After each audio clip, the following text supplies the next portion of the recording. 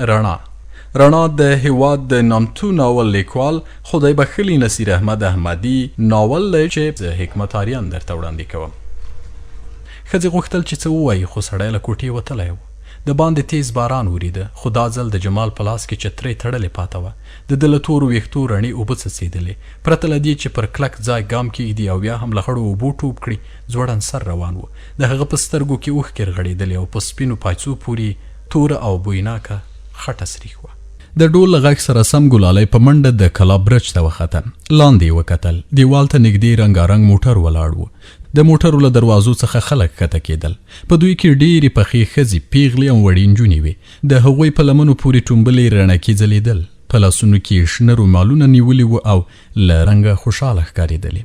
د کلا دروازې ته مخامخ څو ځوانانو څڼې غورځولې. د اتڼ دا دایره به یو ځل پر شا ولاړه، پراخه به شوه او بیا به اتڼ کوونکي بیرته له څلورو خواو پر ډول سره راټول شول. په دوی کې د ډېرو پښې لوڅې وې. نه یې د ډیران لمنې ته کتل او نه یې هم په خاورو کې پرتو کوکیو یا شیشو، تیرو هډوکو او اغزیو ته. دوی ګړندي حرکات درلودل او کله کله به یې له خولو څخه یوه ګډه ناره راووته. ګلالۍ یوه شېبه کړکۍ ته نږدې ودرېدله. هغې ته دې نندارې خوند ورکړ. زړه یې له هغه ځایه نه ته، خو شېبه وروسته د ناچارۍ له مخې له برجه کښته شوه. د کلا منځ هم له ښځو ډک و. زړې په چوتره کې ناستې وې. پیغلې د چمبې یا دریا غږ ته څرخېدلې او څو ماشومانو هم هڅه کوله چې یوه بېسېکه پیشو او یو خوار سپی په جنګ سره واچوي. ګلالۍ په ورا څو راغلو ښځو ته لاس ورکړ. بیا دالان ته ننوته. هلته د کلي څو نجونې سره راټولې وې. چاته ناره ته ډوډۍ وهله، ځینو پر لوښو اوبه تېرولې او یوې بلې هم تر تور چایجوش لاندې سره انګار ته پوکول. ګلالۍ له پیالو ډک پتنوس او یو تور چایجوش ور واخیستل. له دالانه ووته او په چوتره کې څو ناستو ښځو ته له چایو ډکې پیالې کېښودلې. وروسته یوې بلې کوټې ته ورننوته. هلته تر ګلغوټۍ د کلي څو نجونې راتاوې وې. د هغوی په لاسونو کې رنګارنګ کمیسونه ځلېدل او د ټوټو د ارزښت په اړه یې خبرې سره کولې. ګلالۍ د نجونو تر څنګ کېناسته. جامو ته یې وکتل او په حیرانۍ یې وویل، دا د چا دي؟ یوې پیغلې وخندل. دا د دې ځای رواج دی. ورا باید د ناوې جامې هم ورسره راوړي. یوې بلې د ګلالۍ سترګو ته یو کمیس ونیوه. ویل، دې ته جولۍ وایي. سوچه ورېښم پکې کار شوي دي. ها، دا بل کنخاب دی، هندوستانی کنخاب. بیه ډېره لوړه ده، هر څوک یې نشي اخیستلی. ګلالۍ کمیسونه سره واړول. ورو یې وویل، ښکلي دي.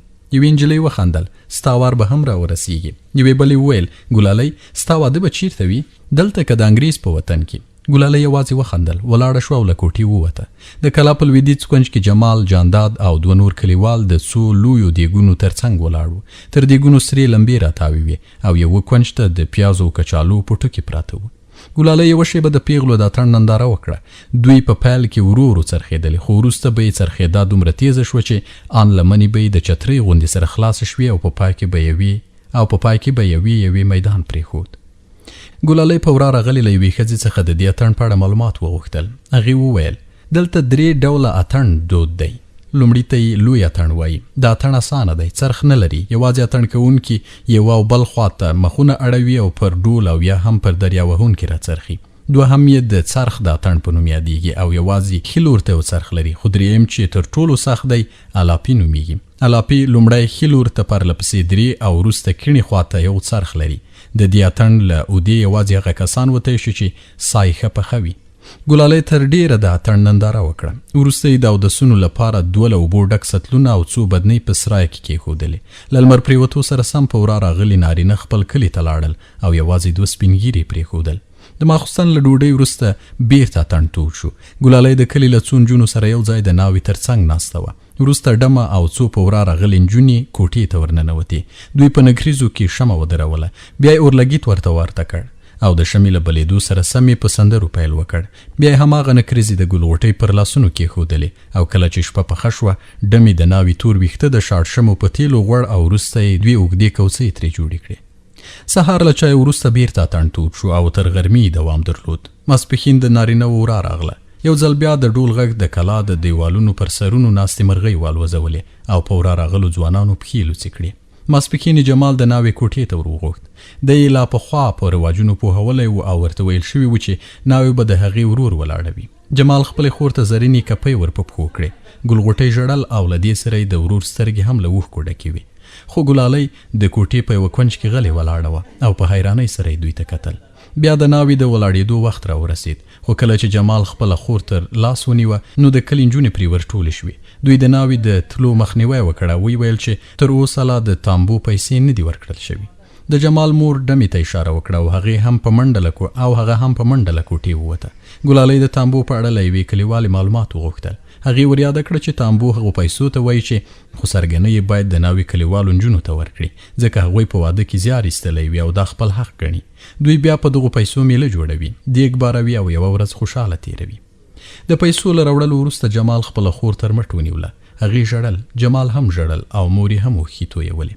کله چې ټوله ډله له کوټې ووته پر ورا راغلې زړې وړې پرې راټولې شوې. ډله ورو ورو د کلا د لوی دروازې خواته نږدې کېدله.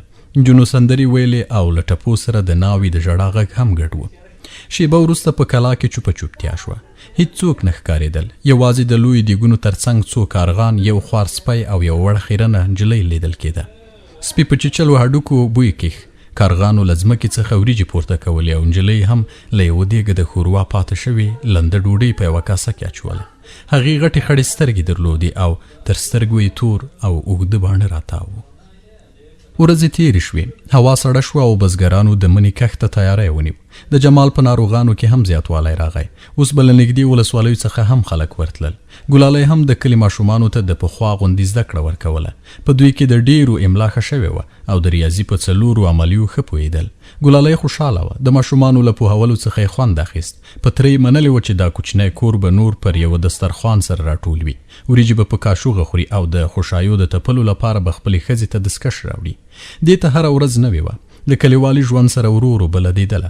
په خوی او جامو کې بدلون راغلی و او آن د ارغلي یا دیګدان لوګی به هم دومره بد نه ورباندې لګېده. دی غم نه پېژانده، خوله به یې تل له خندا ډکه وه. ژوند ته یې په مینه کتل او فکر یې کاوه چې د دنیا تر ټولو نجونو نیکمرغه ده. خو یوه ورځ هر څه بدل شول. خوشحالۍ کډه وکړه او د ګلالۍ له سترګو په لومړي ځل اوښکې تویې شوې. په هغه ورځ جمال د جانداد د ناروغې میرمنې لیدو ته ورغلی و. د په چوتره کې نسخه لیکله چې تر څنګ یې یو ستړی ستمی واورېد. مخ یې ور واړاوه. سترګې پر لوڅو او خیرنو پښو ولګېدې. په بیړه یې پورته وکتل. زړه یې ولړزېد خو بیرته په لیکلو بوخت شو. جانداد وویل د پاڼې مور ناروغه ده. جمال غلی و. شیبه وروسته یې نسخه جانداد ته ونیوله. بکس ته یې لاس کړ او ورو ولاړ شو. جانداد په بیړه وویل چای دې سور که، سړیږي. د جمال شونډې وخوځېدې. د اخوندزاده په کور کې څوک ناروغه دی، ځم چې ناوخته کېږي. جانداد په حیراني هغه ته وکتل. وروسته یې د خواست په ژبه وویل که لومړی له د نجلۍ سره ولاړ شې ثواب به دې وي. د هغې د مور وضع ښه نه ده. پاڼه وایي چې له سهاره راهیسې سترګې پټې دي. جمال نجلۍ ته وکتل. هغه وارخطا وه. غټې خړې سترګې له اوښکو ډکې وې او له لاندینۍ چاودلې شونډې څخه یې ډومبک وینه راوتلې وه. جمال ورو وویل کومه دوا چې ما ورته لیکلې وه هغه ورکړه. د نجلۍ په ستړي او خوبولې څېره کې ګونځې پیدا شوې. ستونه یې ډک شو او یو دم یې په ژړا پیل وکړ. جانداد وویل اوبه لري، ورسره ولاړ شه. جمال لنډ ځواب ورکړ وخت نه لرم. نجلۍ په ژړا کې وویل د مور په خوله کې مې ګولۍ ور واچوله خو تېره یې نه کړه. اوس یې هم د ژبې پر سر پرته ده. جمال ګام واخیست خو جانداد یې تر مخ ودرېد او په خواره خوله یې وویل ورسره لاړ شه. د جمال په تندي کې ګونځې پیدا شوې. نشم کولی. جانداد د پخوا غوندې د جمال مخې ته ولاړ و. جمال یوه شیبه غلی و. وروسته یې په ارام غږ وویل ګوره جانداده ته زما پخوانی ملګری یې. لار مې پرېږده، نه غواړم چې رانه خفه شې. جانداد د هغه پر اوږه لاس کېښود. ورو یې وویل خو. جمال په شدت لاس پورې وه او په چغې د جانداد خبره په خوله کې ور وچه کړه. ته ولې نه پوهېږې؟ زه نشم کولی چې مړی را ژوندی کړم. هغه د هډوکو سل لري، تر ملا پورې یې هډوکي تور شوي دي. که نن وي که سبا مري. د نجلۍ ژړا یو دم غلی شوه. جانداد په بیړه هغې ته وکتل. د نجلۍ سترګې رډې راختلې وې. خوله یې وازه وه. وجود یې پړک اخیستی و او په حیرانۍ جمال ته کتل. وروسته یې ناڅاپه منډه کړه او په بیړه لنګړه ووته. جانداد جمال ته وکتل او په خوشکه یې وویل ډېر بې رحمه یې. جمال ځمکې ته کتل. د جانداد شونډې وخوځېدې. تا د رڼا ژوند تباه کړ. جمال په کاوړ هغه ته وکتل خو وروسته یې ناڅاپه تندی ورین شو. یو دم یې وخندل او خندا یې زور ونیو. د جانداد لړمون اور واخیست. یو ګام څنګ ته شوه او شونډې یې وخوځېدې. ووځه. د جمال خندا بنده شوه. جانداد ته یې وکتل او په خواشینۍ یې وویل ته د یوې بدکارې ښځې لپاره د ورور غوندې ملګری خفه کوې. یو کړس شو. د جمال مخ په چټکۍ کیڼ لور ته وګرځېد. له خولې لاړې تویې شوې او په بیړه یې خپل ښي غمبوري ته لاس ونیو. دا څپېړه دومره ناڅاپي او زوروره وه چې د جانداد ګوتو درد وکړ. چوپه چوپتیا شوه. یوه هم څه نه ویل. د جانداد پر خړو غومبرو اوښکې روانې وې او په راوتلو رډو سترګو یې جمال ته کتل. وروسته یې په مړاوي غږ وویل څنګه ګونګی نه شوې؟ جمال چغه کړه دا کومه پټه خبره نه ده، ته هم په دې پوهېږې چې هغه یې له چرسي خیرو سره په کدانه کې ونیوله. د جانداد د تندي ګونځې ژورې شوې، غاښونه یې وچچل او خپل قوت یې د یوې چغې لپاره سره راټول کړ. بس دا چغه دومره زوروره وه چې د جانداد ښځه سرتور سر انګړ ته راووته. هغې په وارخطایۍ دواړو ته وکتل او په حیرانۍ یې وویل څه ټکه راپرېوته؟ جانداد غري واخیست. خان صاحب د رڼا ژوند ور تباه کړ، اوس یې په عزت هم لوبې کوي، وایي چې هغه په پوست پاکه نه ده. د ښځې بدن ولړزېده او په خواره خوله یې وویل وی وروره هر څه به در سره ومنم، خو د خدای روی ومنه، داسې مه وایه که زموږ په خبرو کې څه شک در لویږي له کلیوالو وپوښته. رڼا خو ملایکه ده، ملایکه. د جمال پښو پړک واخیست. احساس ور ولوید لکه زړه چې غاښونه پیدا کړي وي او خپل ځان په خپله خوري.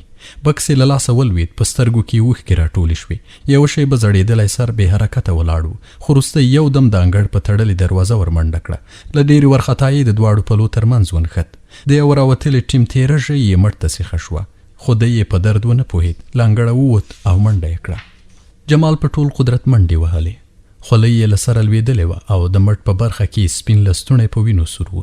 دی د کلي په تنګو کوڅو کې تاو راتاو شو. څو حیرانو کلیوالو لار ورکړه او کله چې تر کلي ووت تر یوې وړې نجلۍ مخکې شو. نجلۍ خړه پړه وه او ځوان هم له رنګه سور او سپین، خو په دوی کې یوه نښه ګډه وه. د دواړو سترګې له اوښکو ډکې وې او زړونه یې د یوه تن لپاره درپېدل. جمال ګړندی و، ډېر ګړندی، خو کله چې تیاره دهلیز ته ورورسېد یو دم ودرېد. چوپه چوپتیا وه، هیڅ هم نه اورېدل کېدل. اندازل د موږکانو بچوڼي هم غلي ول. د جمال لړزان د ګوتې د وره خواته ورنږدې شوې. د وره غنجا یې پر زړه کې د چړې غوندې ورتېره شوه. یوه شیبه ودرېد، پښې یې مړې وې، هېڅ حرکت یې نه درلود او احساس ور ولوید لکه له رګونو څخه چې وینه تښتېدلې وي. جمال د وره په لیخه کې ودرېد. په راوتلو رډو سترګو یې پرتې ښځې ته وکتل. شونډې یې ولړزېدې او په زحمت یې وویل رڼا. ښځې کوم حرکت ونه کړ. جمال ورو ورنږدې شو، د ښځې سر ته ودرېد. د هغې سترګې پټې وې، ښی لاس یې پر ټټر پروت او په وازه خوله کې یې یوه سپینه ګولۍ ښکارېدله. د جمال زنګنونه پر غولي ولګېدل. ښځې ته یې په ځیر ځیر وکتل او په رېږدېدلې غږ یې وویل زه یم جمال. ښځې کوم حرکت ونه کړ. جمال یوه شیبه غلی و، پرته له دې چې سترګې پټې کړي. پر غومبرو یې رڼې اوښکې بهېدلې. بیا یې په زحمت وویل زه راغلم، سترګې رڼې کړه، ستا جمال راغی. د ښځې سترګې پټې وې. د جمال شونډې ولړزېدې. ته راباندې ګرانه یې. ښځې د پخوا غوندې کوم حرکت ونه کړ. جمال په غریو کې وویل سترګې رڼې که. له دې سره یو دم د ښځې ډنګرو اوږو ته څنډ ورکړ، خو د هغې مخ ښي لور ته کوږ شو او ګوله یې له خولې ولوېده. جمال چغه کړه یو ځل راته وګوره، یو ځل. خو په ښځې کې کوم حرکت نه و. وروسته یې د ښځې تر راوتلو ولیو لاس لاندې کړ. د هغې غاړه د شا خواته کږه شوه. سر یې وځړېد، خو جمال خپل کیڼ لاس د هغې تر سر لاندې کړ. په خپل ټټر پورې ټینګه ونیوه او په چغو چغو یې وژړل. د په ژړا کې چغې وهلې ته راباندې ګرانه یې، ته راباندې ګرانه یې ته. خو دا ځل د هغې خبرې د رڼا زړه ته نه رسېدلې. د هغې زړه له حرکته لوېدلی و او د ښۍ سترګې پر اوږدو بڼو یې یوه خړه اوښکه ولاړه وه. جمال ژړل، په چغو چغو یې ژړل او شیبه وروسته د ده له ژړا سره یوه بله ژړا هم ملګرې شوه. پاڼه د خپلې مور پښو ته ولاړه وه. پر خیرنو غومبرو یې د اوښکو دوه خړې لیکې ښکارېدلې. ټول بدن یې لړزېده او وارخطا وه. دوی دواړو ښه شیبه وژړل. بیا جمال د ښځې پر خړ تندي شونډې کېښودې. د هغې تنده یې ښکل کړ او کله چې ښځه بیرته پرېیستله د هغې له ټټر څخه یو عکس ولوېد. د په بیړه عکس ور واخیست. په تور او سپین عکس کې د یوه ځوان جذابه څېره ښکارېدله. لونګۍ یې تړلې وه. خندلې او د شونډو له پاسه یې یوه توره نرۍ لیکه ښکارېدله.